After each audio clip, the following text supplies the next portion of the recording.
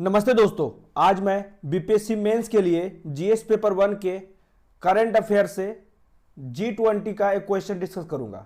आइए शुरू करते हैं। तो हमारा क्वेश्चन है, भारत के दिसंबर 2022 से G20 की अध्यक्षता करने से क्या लाभ होंगे, वहीं एक परिपक्व अध्यक्षता हेतु भारत के कदमों की समीक्षा करें।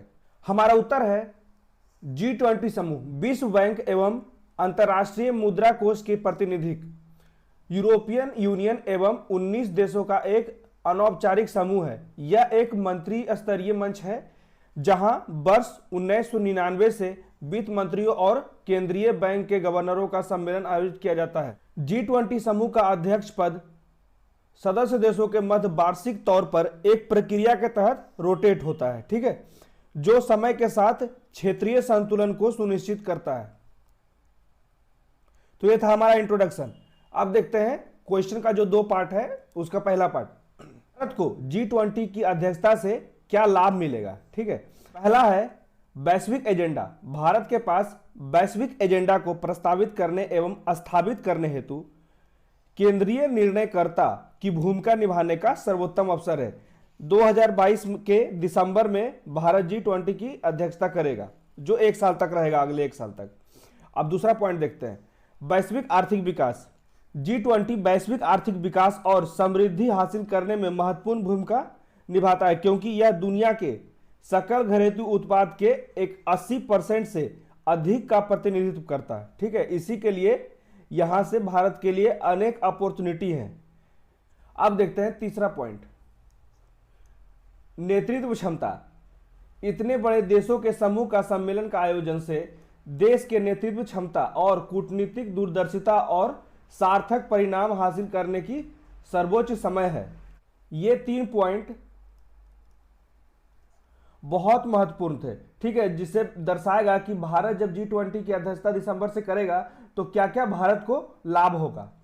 अब आगे देखते हैं, G20 में एक सफल अध्यक्षता हेतु उक्त महत्वपूर्ण कदम उठाने की आवश्यकता है भारत को। ठीक है, तो पहला है वैश्विक स्वास्थ्य अवसंरचना को नवीनतम एवं उच्च गुणवत्ता युक्त बनाने हेतु सदस्य देशों के साथ समझौता किया जाए। दूसरा है सतत ऊर्जा के उपयोग को बढ़ाने हेतु विकासशील एवं विकसित देशों की आर्थिक एवं जरूरी उपकरणों की आपूर्ति हेतु एक मंच पर एकजुट करना है, ठीक है, जिससे कि सतत ऊर्जा का ज्यादा से ज्यादा उपयोग हो सके। तीसरा, डिजिटलीकरण के क्षेत्र में सदस्य देशों के आपसी सहयोग से न केवल वस्तु एवं सेवा के हस्तांतरण में आसानी होगा, बल्कि साइबर अपराध को नियंत्रित करने में भी सभी देशों को बहुत मदद मिलेगी।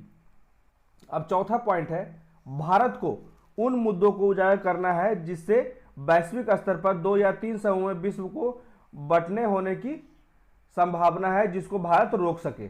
जैसे कि अभी देखिए, एक तरफ अमेरिका हो गया, एक तरफ चाइना हो गया, ये 2 ध्रुव हो गया, एक तरफ रसिया हो गया, एक तरफ इंडिया हो गया। तो भारत ऐसा संभावना क्रिएट करे जिससे कि ये लोग सब एकजुट हो जाए। अब हमारा 5वां पॉइंट है कि घरेलू और क्षेत्रीय मुद्दों जैसे आर्थिक सुधार, व्यापार और निवेश आदि से संबंधित अपनी विशिष्ट प्राथमिकताओं को बढ़ावा देने की आवश्यकता है। उसका 6वां पॉइंट है, कई G20 सदस्यों के साथ भारत के संबंध बेहतर हैं, जैसे अमेरिका, यूरोपियन यूनियन। वहीं अन्य देश जैसे कनाडा आदि के साथ वर्तमान समय में संबंधों को बेहतर करने का एक सुनहरा मौका मिला है भारत को, जब भारत अध्यक्ष बनेगा।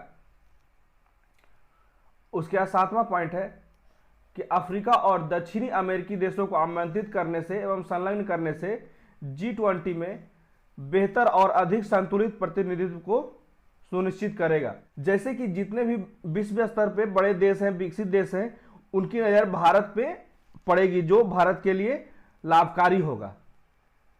अब देखते हैं कि इसमें प्राथमिकता की कौन कौन से टॉपिक है जिस पे भारत ध्यान देगा, जैसे तकनीकी स्थानांतरण, हरित अर्थव्यवस्था की दिशा में सहायता, उसके बाद विकासशील देशों के लिए व्यापार की अधिक पहुंच को सुनिश्चित करना, उसके बाद अस्थायी सहायता और ऋण कार्यक्रमों की पेशकश करके देश के ऋण संकट को चिन्हित करना। अनेक देश हैं जो डेट ट्रैप में फंसे हुए हैं, यहां कुछ मदद करके उनको ऋण से मुक्त कराना। आप देख सकते हैं एग्जाम्पल के रूप में श्रीलंका, जिसके किस पोर्ट को चाइना ने डेट ट्रैप के रूप में कब्जा कर लिया है, उस पोर्ट का आप लोग नाम बताइए कमेंट करके, ठीक है। अब आगे देखते हैं। कमजोर अर्थव्यवस्थाओं के लिए खाद्य और ऊर्जा की कीमतों से सुरक्षा प्रदान करना। जो जो गरीब देश हैं उनको कुछ सब्सिडी देकर कम दाम में जरूरी सामानों का उपलब्धता को सुनिश्चित करना है, ठीक है। तो हमारा कंक्लूजन निष्कर्ष है, निष्कर्षता इस वर्ष भारत G20 की अध्यक्षता करेगा, जिससे प्राथमिकता वाले क्षेत्रों को रेखांकित कर उसे सर्वप्रथम क्रियान्वित किया जाएगा। तत्पश्चात यह G20 समूह का मंच केवल वार्ता का समूह नहीं रहेगा, बल्कि वैश्विक मंच पर सार्थक कार्यों एवं सर्वोत्तम परिणामों को सुनिश्चित करने में सक्षम होगा। यहां पे मैं एक फिगर बना दिया हूं, इसे आप बीच में भी बना सकते हैं या नहीं भी यहां पे बना सकते हैं, क्योंकि G20 का फिगर बनाने के लिए पूरा वर्ल्ड मैप बनाना पड़ेगा।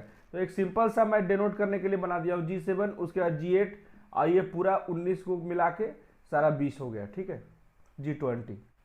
तो कैसा लगा वीडियो जरूर बताइए। मेरे वीडियो को ज़्यादा से ज़्यादा लाइक शेयर करें, सब्सक्राइब करें, कमेंट करें। Thank you.